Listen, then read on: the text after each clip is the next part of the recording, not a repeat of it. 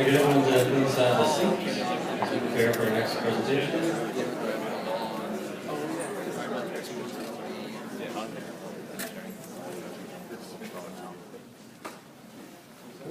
That's quick. Quick silence. So we're just about to start the next presentation. So we have with us Sue Malloy, who has a lot of letters after her name. PhD, Master of Engineering, Industrial Engineering, Industrial Science. She's based here in Halifax. She's going to talk to us a bit about tidal power.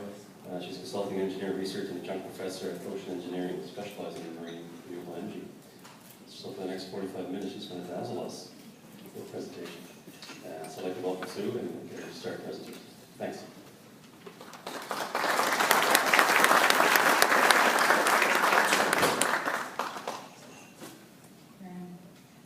Okay, and I know I don't have a P.Eng, but I passed the test, and my lunch is almost finished. So I'm almost there. So Chris is here, he can stop and accept me.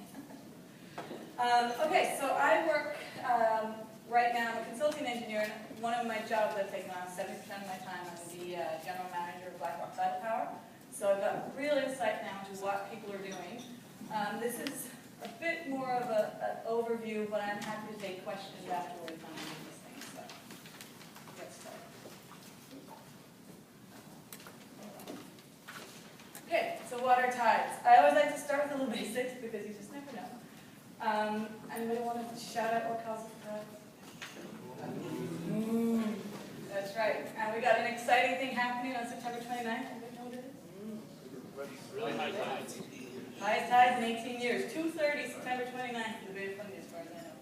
And I expect them to be much higher than their usual range, which I'll tell you what it is. Bay of Fundy, the average maximum range is 16, or maximum height is 16.2 meters. So a lot of people aren't aware of that. If you haven't been to St. John and you haven't seen all of the world's highest tide stuff that they have there, you might not be aware of just how big they are. Other spots are, the other highest tide place is Ungava Bay up north. Of course, ice issues there for dealing with tidal power. And then Severn Estuary in the United Kingdom. They're working on a barrage system there right now. Laurence has had a barrage system, as long as we've had a barrage system in the Bay of Fundy. So there's a lot of activity and interest in getting something out of these tidal ranges. In-stream versus barrage. So when thinking about tidal power, a lot of people do think of the Annapolis Power Station, and it is a barrage system. So if you just look, oh, whoops. That's a barrage system there. So it stops the tide and kind of holds it in a pool, and then it lets it down at its own pace, and it's really dealing with the head. When we talk about in-stream, we're really talking about what look like underwater windmills, but simply are not underwater windmills. The industry there's been a resurgence in the industry, really led by people who come from the wind industry, a lot of mechanical and electrical engineers. And there's been a bit of a disconnect because of that, because we're dealing with the ocean, and the ocean engineers haven't really been brought in until the last 3 or 4 years.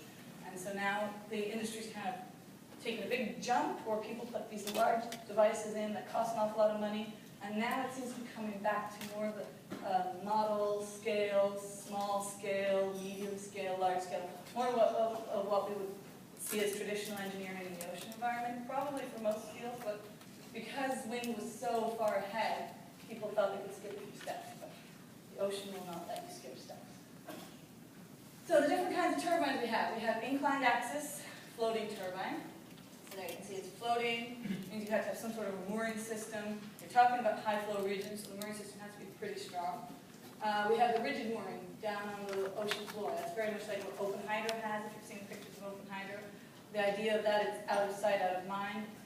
Something important to remember, if it's out of sight and out of mind in a high flow area, it means it's also incredibly expensive to install and incredibly expensive to take out and repair. So out of sight, out of mind really needs to mean that it has to be maintenance free for a minimum of 5 years.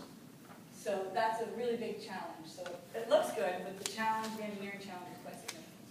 Then Then we have a non-submerged generator. You see this a lot with vertical axis turbines where they have all the generation stuff is out and it's just weather resistant as opposed to necessarily waterproof. And then we have a submerged generator. You see a lot more systems like that where the nacelle holds all the generation equipment inside it. There has been some research done. The University of Southampton has done some research and come up with some general numbers. So we're starting to get to the point where we can almost have a textbook on tidal power. It's the information simply wasn't there. That's kind of how I measure the research that's been done around the field. Is if you can write a textbook and someone can learn everything they need out of it, then you've got enough research. If you don't have those kinds of numbers, then you don't really have a solid, cohesive industry that people can just learn about and then jump into. So the expected performance is diameter changes, 10, 20, 30 meters. The rated speed, 2.1 here. And this is the expected power that you get out of it. It's also the expected thrust. You have to find ways to offload the thrust. So there's also another rule that we started using, kind of a rule of thumb rule, based on weight and size of the turbine. So if you have a horizontal axis turbine, if you double the power, in general you need 8 times the weight. And if you're 8 times the weight, that's a bigger installation system, bigger cranes, potentially bigger barges to put it in. It's also a lot more material. So there's a sweet spot, and that has not been determined yet. Vertical axis turbines.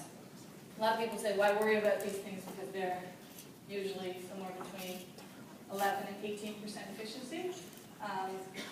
The reason why I find that these are still pretty exciting to think about is because they are easy to install and they're cheap to make. So if you've got something that's giving you free power and it doesn't cost a lot of money to build it, then who cares if it gives you 18%? You have to, it comes down to an economic analysis and this stuff, but they are not to be ignored. They're also really good for remote areas where they need to be removed quickly because of maybe a dam in the river or something, in a lot of river situations. Another issue with vertical axis turbines is because they have lifting surfaces, because of the direction of them, the water can essentially flow right through them.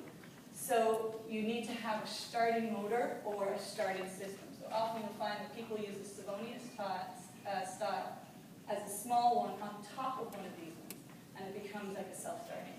But starting a vertical axis is a concern. Crossflow. You might have seen some of these along the way. There's a company called Ocean Renewable Power Company from Maine. They have a crossflow that they just installed in Alaska. They're doing fairly well. We talked about coming to Fundy Tidal here in the Bay of Fundy, and they spent a lot of time talking to people here, but I don't know if they've actually come up with any plans to put something in the water yet. Their one looks more like the push lawnmower, the blades a bit more shaped. But that's one way of also having the system. It tends to be fairly low efficiency. And then there's a Venturi system using pressure. And just so that you have a few more in your head, there's a flutter vane. So you get a lot of people looking at the system going, how can I get power out of this? And so the flutter vane is basically it's like a tail of a wet fish, and it just flutters in the water. And then vortex-induced vibration. That might actually be useful for some offshore stuff, because they're always trying to dampen their vortex-induced vibration. So, turbine speed controls, wind, very much the same in tidal. You've got this cut-in speed down here. Most tidal turbines cut in somewhere around 2 meters per second. You can get some smaller horizontal axis ones that will cut in about 1.1 meters per second. They tend not to be generating power until they get to 2.5. So for the most part, unless you have about 2.5 meters per second, you're not really going to be getting any sort of significant power. And then you have the power goes up, you hit a thrust maximum. So when you have you pull in your power, you're developing power, and it's going faster. Maybe you're in the fourth site from the Bay of Fundy, and you're heading up towards 6 meters per second. Well, as that horizontal axis turbine, let's say, as that's turning, it's building up torque, but it's also building up thrust. You have to find a way to dissipate the thrust, or the thing will start to move. That's how ships go. So what they do is they do pitch control on the blades or passive pitch. The company I'm working with works with a passive pitch system. So the blades will actually bend, and you'll find that they throw the thrust off as they get to about 400 tons of pressure. And then you have cutout speed. Tend not to have too much of that in tidal turbines. We actually had discussions, and I'm involved in standards stuff, which I'll talk about in a minute. But we've actually had discussions about whether or not we need a break. So I think we decided we do. It was kind of a difficult thing to think about. How do you get the turbine out if you can't stop it? So, can't really see these numbers very well, but there are some numbers that I will point out that are worth looking at. Here is 9%, here is 12, and here's 9. So what this is the FERN Engineering Subcommittee. So FERN is the Funding Energy Research Network, based out of Acadia University. They have an engineering subcommittee, and the subcommittee worked on, a few years ago, a spreadsheet of what would be the kind of the low, middle, and high costs of tidal power.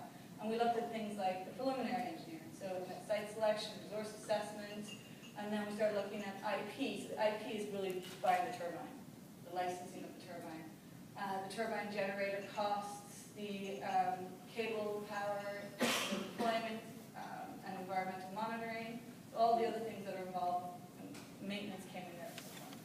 What you'll notice if you look through these, even if the numbers are a little off the percentages, I've run this past a bunch of different turbine manufacturers, and everyone pretty much agrees that the numbers are on, or the percentages are on. So if you look, you'll see that the turbine generator is 4% of the cost of an entire project, and 9% for the licensing. So the opportunity to get involved, even if a European generator comes over, is actually quite high locally, because you need all of this stuff locally. You need to have local people do resource assessment. Most of the time you're not going to pay for somebody to come internationally. You need local people to do the installation. You need local people to build it. You need local people to do the environmental monitoring and the maintenance. So there is an opportunity there, which is important to recognize. It's also important to recognize that we've got to get project financing so that the turbine becomes 20% of the project and not really low. So, based on that idea of what is this opportunity for Nova Scotia and how much should our provincial government really invest in this, because we are talking about building an industry, and we're a small province, we have like 1 million people, and we're going up against countries, we're going up against Scotland, we're going up against France. So these are much bigger budgets that we're going up against, much bigger populations. But we have a big resource that everybody wants to be part of. So the OERA commissioned a study of a value proposition, and they had some Gardner Pinfold consultants and a bunch of local experts. Shelley McDougall from Acadia University, James Taylor, who's the next Nova Scotia Power executive. These people put the work into coming up with this value proposition. And the first thing is we have to have it as a Canadian project, our Canadian industry. So we can't just have tidal power be a Nova Scotia thing because we can't afford to create an industry. We need to have the kind of money that was put into wind in the early stages put into tidal power, and Nova Scotia can't afford to do that. So it needs to be a Canadian initiative, which means we've got to get federal government. We also got to partner with New Brunswick, and we have to partner with BC. So there's a recent MOU that was signed between Nova Scotia and BC on development of tidal. So that is underway, but you will start to find that we'll be talking about Atlantic Canadian tidal power more often rather than Nova Scotia tidal power. And these are important things because we simply won't be able to do it by ourselves. There's a Nova Scotia Marine Renewable Energy Strategy that includes tidal power, that we want to see some development. And the benefit of having this in the government strategy, it means that they can justify putting money into projects or subsidizing stuff. There's a potential for 22,000 full-time equivalent jobs. And that is, it's not an unreasonable number, it's a conservative number. And that's if we develop 300 megawatts. This isn't going to happen with the 30 megawatts we've got at Force plus the 10 to 20 megawatts that we can get in funding Tidal down in the DP area. The overall GDP impact on the country for 300 megawatts is 1.7 billion. So losing the opportunity is significant. I mean, a lot of people here feel like we've lost wind, so why not grab Tidal? So for future considerations, we have a feed-in tariff, a very generous one that's been given for its developmental feed-in tariff that's been given to the industry. what's that going to look like when we do the 300 megawatts? Is it going to be a feed-in tariff? Is there going to be some sort of subsidy? If it is a feed-in tariff, does it come from the provincial government or the federal government? These are all the questions that are being asked right now. We need commitment to R&D, so that includes federal commitments, because we have OERA supporting a lot of work. We have had some engaged grants from NSARC, but we need to have some serious money, because it's the ocean. Everything's 600 times more expensive when you put it in the ocean. And industry enabling infrastructure development. So that could either be, subsidizing the cost to go to St. John's to use the IoT facility of the whatever, coastal rivers, ocean, it's called a new name now. Or it could be developing, cables so people can put turbines in the water and, substations, things like that. So the, and it also would include, transmission cables, because they're about $1 million a kilometer. One thing that's important to remember when we talk about renewable energies is that when the coal-fired power plants were built, the government paid for the roads, the government paid for the train tracks, the government paid for the power lines to get there. Renewable energy has been asked to produce the same things without having those benefits. So when you go for renewable energy, by its nature, it tends to be out of the way, because the windiest places are not necessarily the places people wanted to live. The places with the highest flow are not places that most people would say, oh, I'm going to start fishing here, because every day when I go out, I'm going to have to fight a current. So they tend to be remote areas when we talk about renewable energies, and we need to consider the fact that we haven't built that infrastructure the way it was built for the fossil fuel industry. And nuclear, military basically brought nuclear to life. Right? So there's been a lot of subsidies over the years. We have to balance that with what we can afford, but at the same time we have to recognize that we can't be doing everything in renewable energies. So the OERA value prop updated that spreadsheet that I just showed you before, and they came up with basic numbers. It's not as clear as I hoped it would be, but I think you probably get these slides after, so you'll see it there. So structure and prime mover, so that's the turbine and the thing that it's attached to, which we tend to call a platform for the most part. That's circa 15% of the cost of energy. Power takeoff system, about 10%. Foundations and moorings, about 15%. Foundations and moorings, that's a huge area right now. There's so many questions around that. Connection, 10%. There are people here who believe that we have the electrical engineering capacity in this province to basically take the lead internationally on subsea cabling, subsea power stations. I'd like to see that. That'd be great. And then installation, 35%. The reason the installation is 35% is because you have to work at really high flow. And if you're putting ships into really high flow, they have to hold station in really high flow. So the Bay of Fundy, we'll use the Foresight as an example. The maximum speeds, instantaneous speeds are up around 7 meters per second. Double it, you get your knots, so about 14 knots. If we've been on boats going 14, 16 knots, it's really fast. And then the low speed, we're not really sure if it ever gets to 0, because it seems like as the tide is going in, the other one's coming out. A bit of a shear effect happening in the bay. But we know that we get about an hour and a half under 2 meters per second. And that's really the maximum operating capacity for the ships. So that means you have windows twice a day of 1 to 2 hours that you can operate. So what do you do with the infrastructure in between times? Do you hold yourself through the cycle? These are the questions that we're asking. And we can't be bringing in DP vessels from Europe that cost $1 million a day just to do this, because they're the only ones that can hold station. So these are big questions, and right now the company I'm working with is actually has contracted out to a local installation company and a local marine engineering company to come up with both a foundation that can be installed and a method of installation that's affordable. So again, a local opportunity that's coming out of this. And then operations and maintenance. This, like I said, is going to all depend, 15%, it's all going to depend on the design of the turbine. Is it something that sits on the ocean floor, or is it something that floats that you can access? So while we may, as a community, prefer to see things out of sight, out of mind, we just might not be able to afford it. This is the Force site. So Force is the Fundy Ocean Research Center for Energy. It's over in Parsborough. And the government has made an area there that's a crown lease from the federal government. So it's about, it looks like that, kind of a big square, or rectangle. And within that, there's some berths. There's one there, one there, one there, one there, and there's potentially one there. This is a volcanic ridge. And for the most part, everybody's like, oh yeah, that's good. You know, you can flat, put something on it, you know what it looks like. You can plan around that. Here, because you know that spiky stuff in the Bay of Fundy that kind of goes up at an angle and it's all sharp and like iron coral type looking stuff.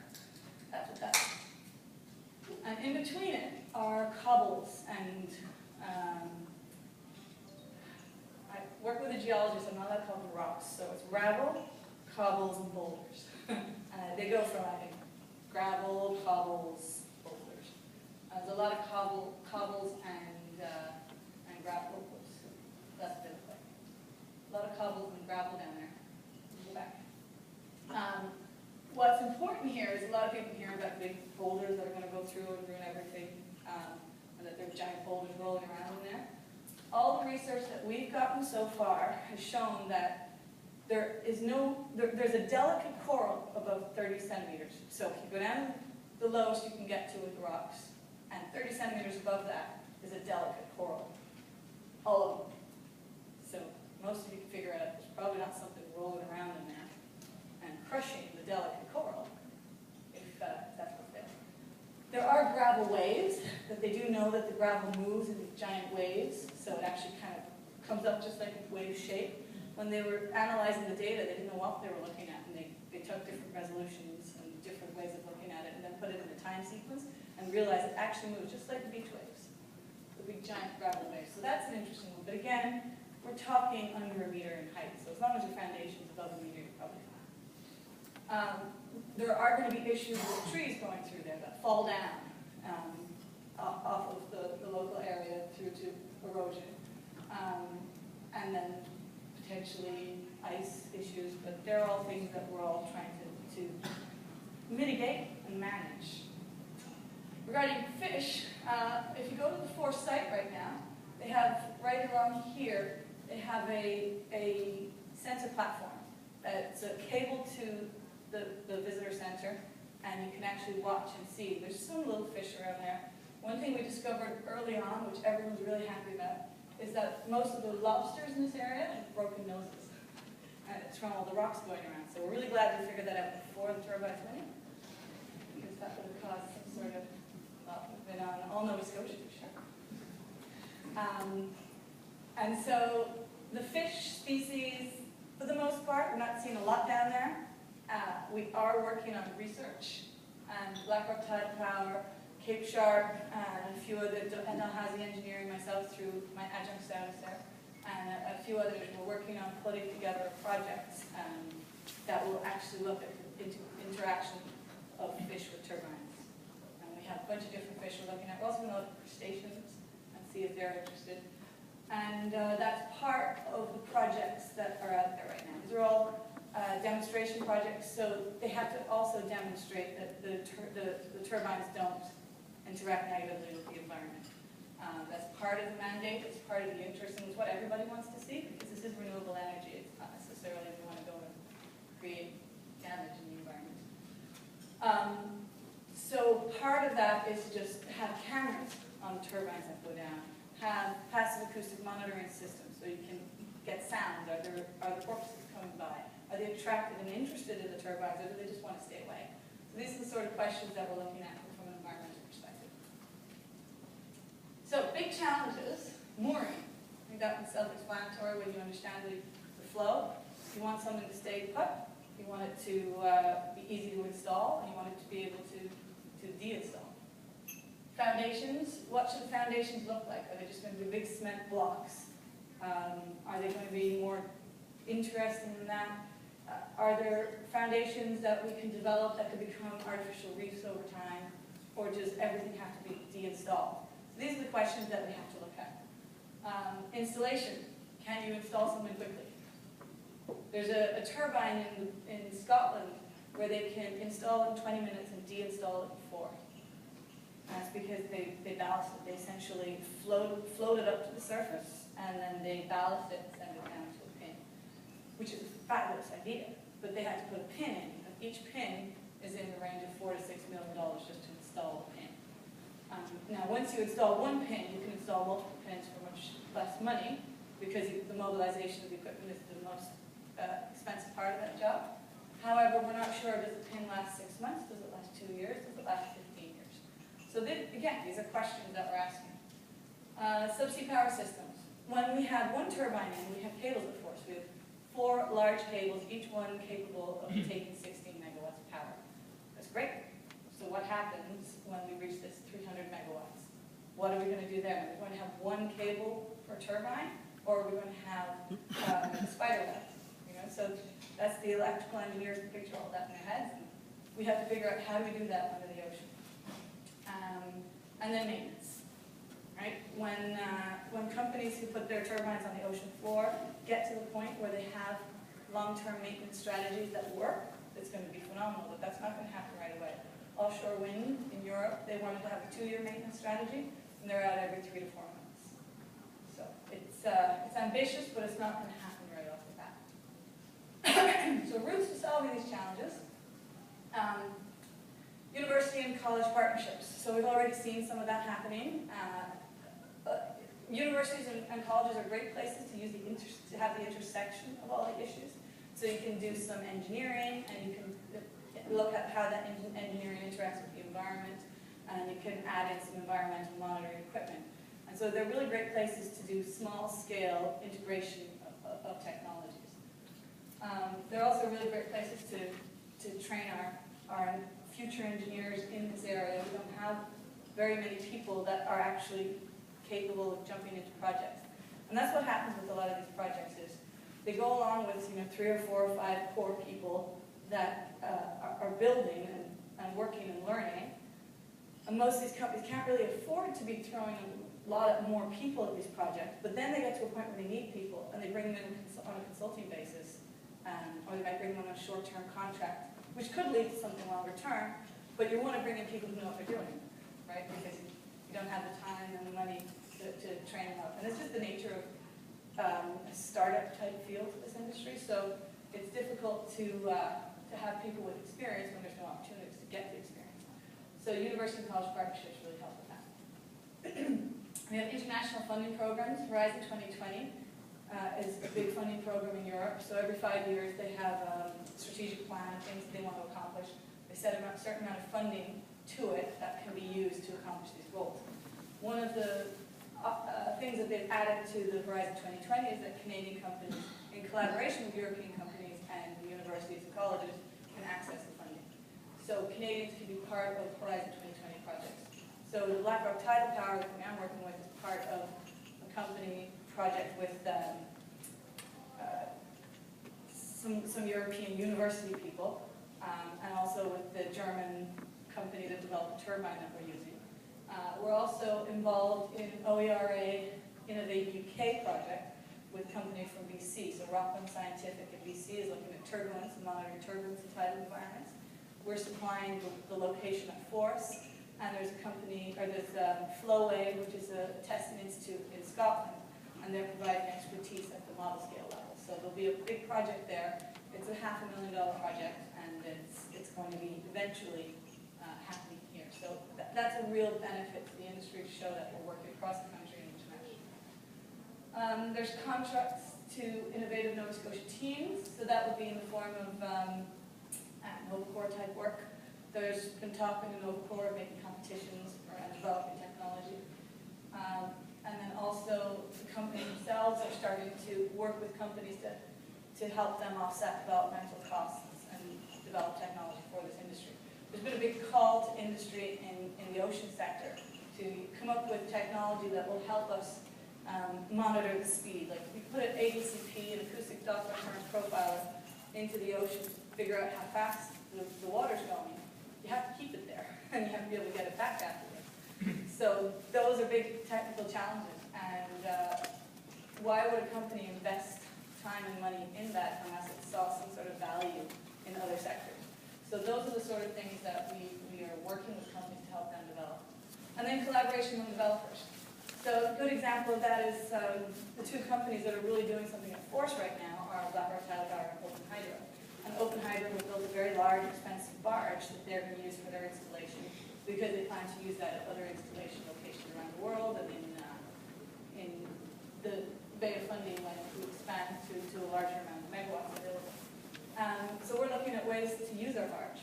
Can we modify everything we do to use their barge? So instead of us buying something or building something or modifying something, just use what they have. We're also looking at collaborating on environmental monitoring.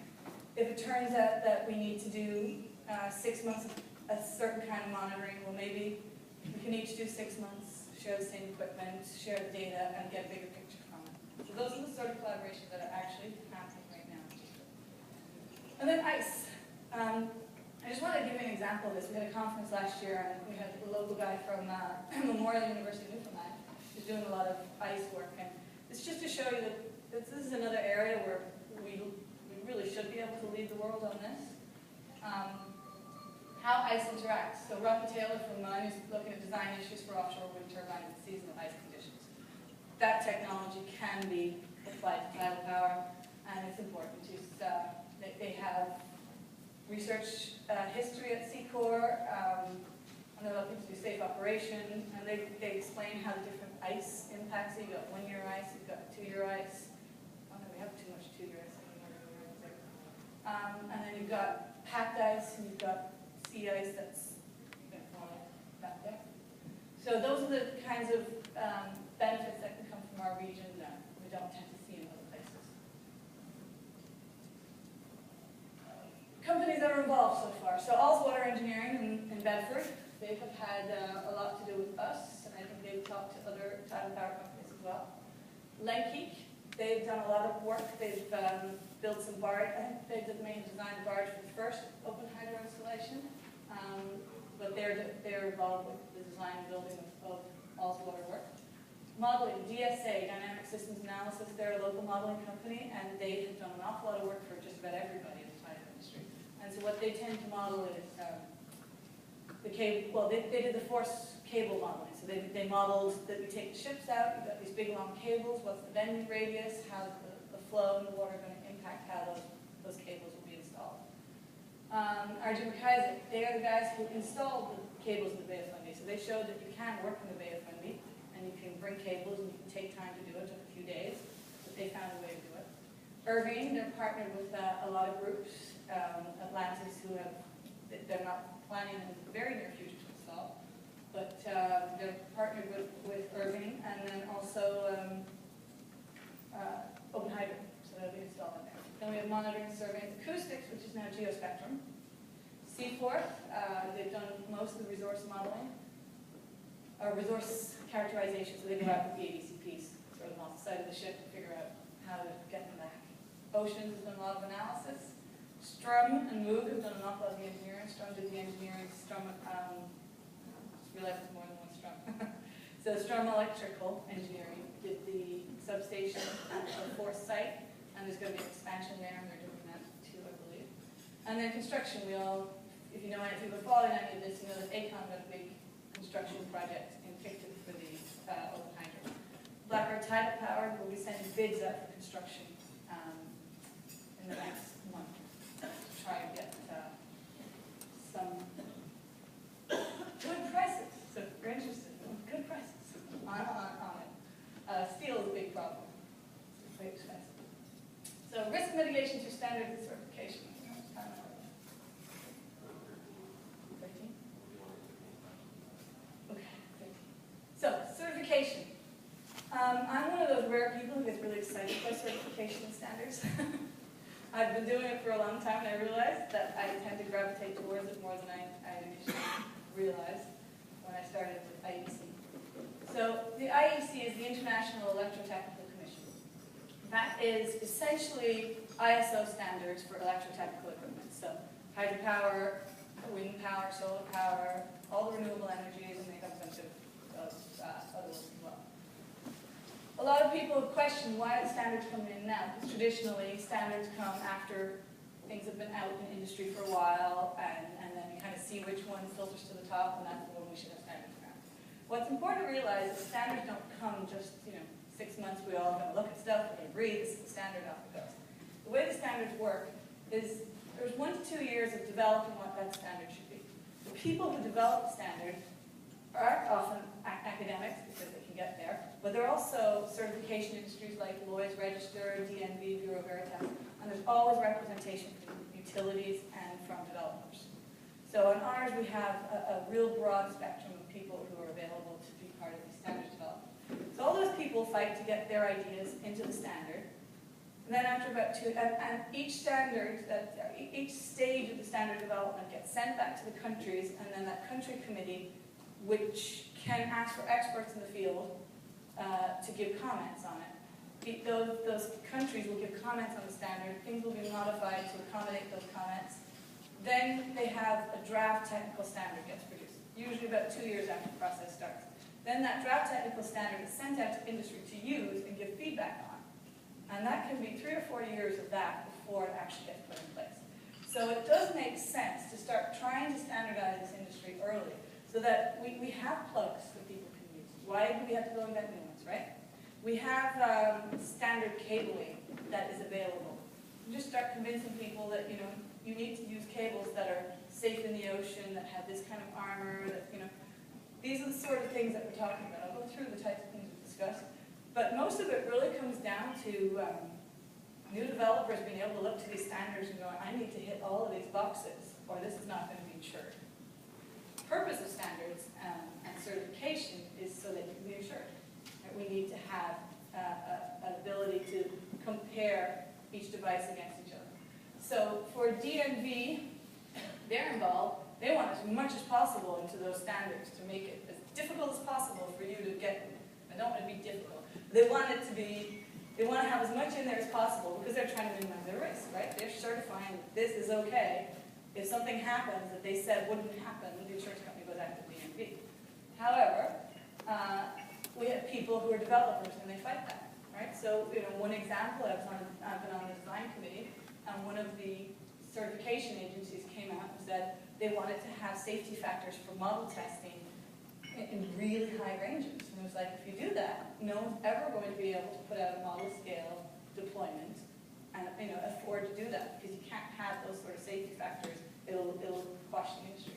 So those are the sort of discussions that happen, and we can be sure that developers are not allowing these standards to go too far, but at the same time, the certification agencies are not allowing people to go out there and cause damage to the environment, to people, and to the industry in general.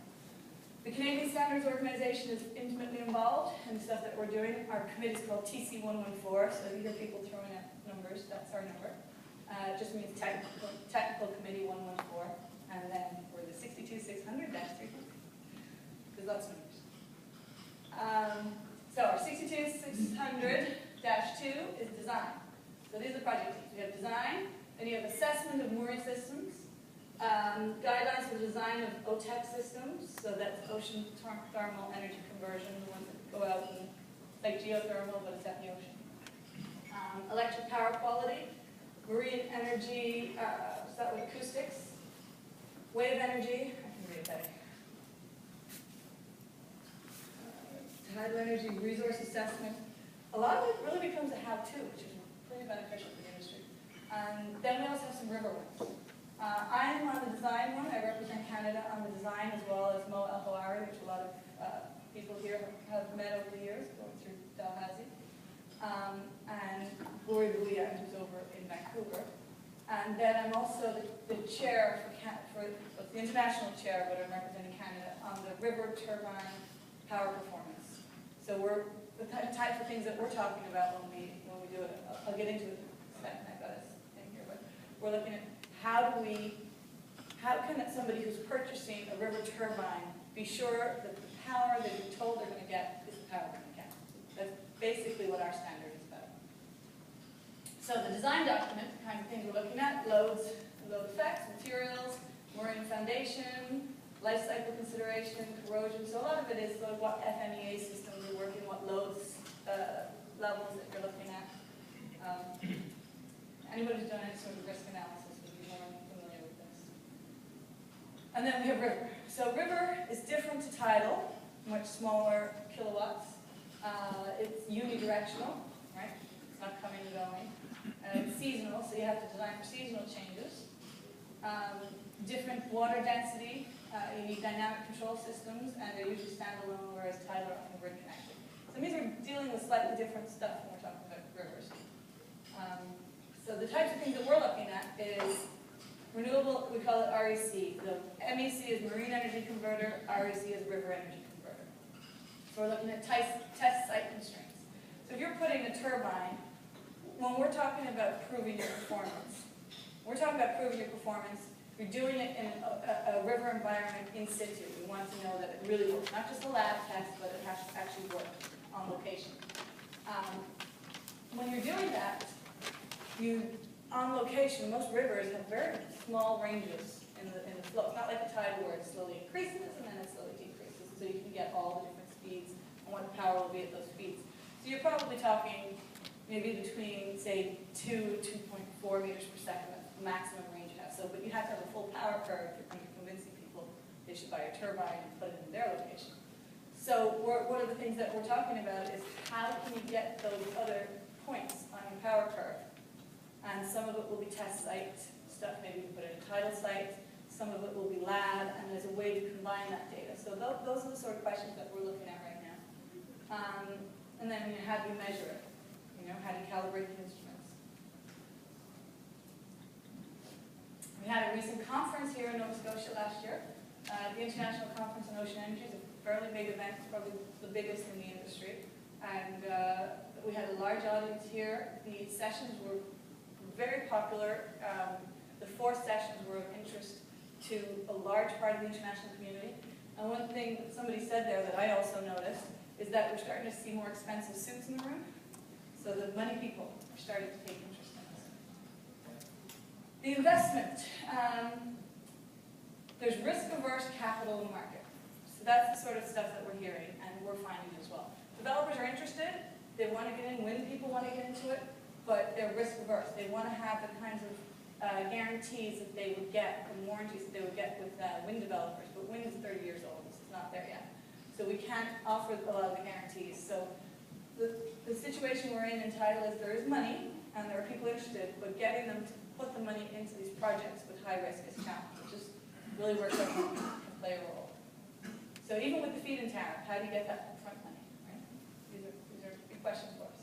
So the market's failed, the public sector has 3 key roles. So the market has failed in the sense that the market wants to see this, but nobody's putting up the cash.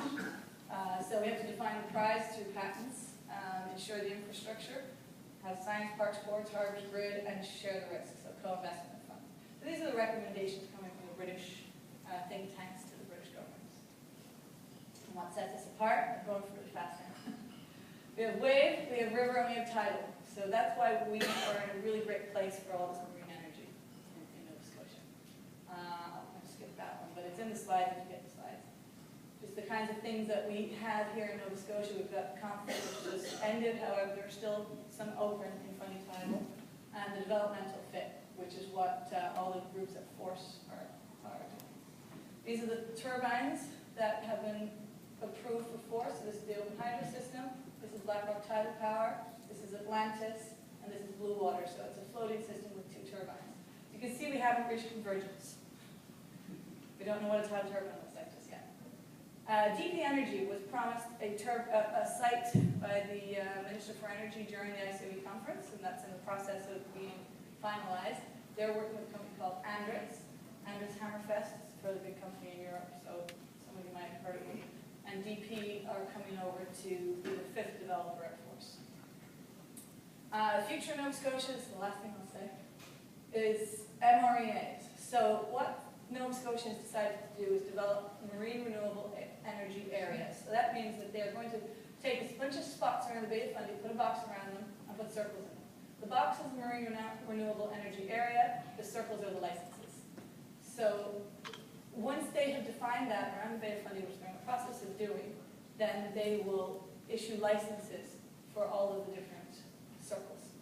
And those licenses will be bid on using the RFP process that they use for force, which is, what's your project?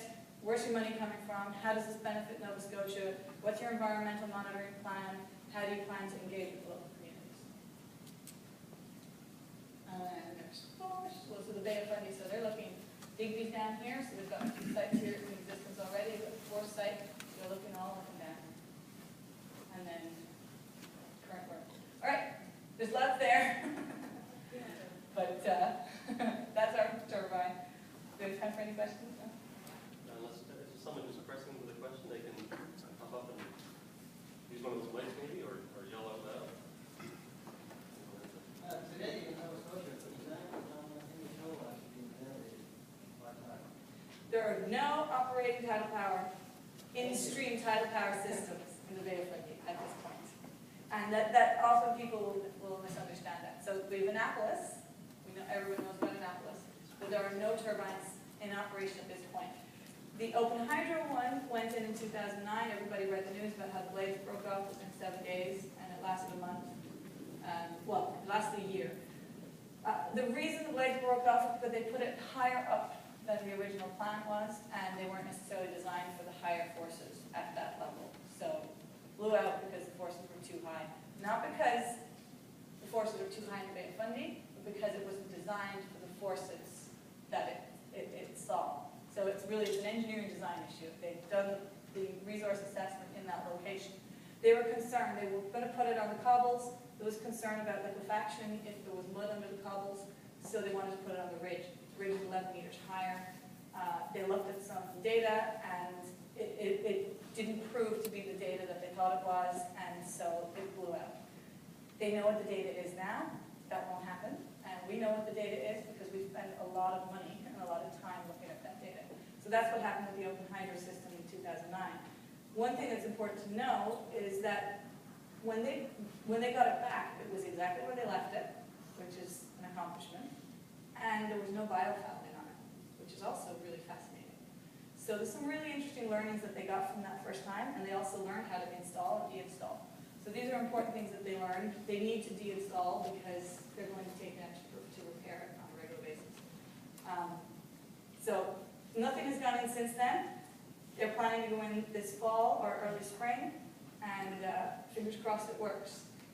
We're competitors, but in this industry, their success is our success, because right now we want to see industry success. So we're rooting for Open Hydro, and we really hope that they do well. We're going in fall of 2016. It's in the schedule. Okay, good.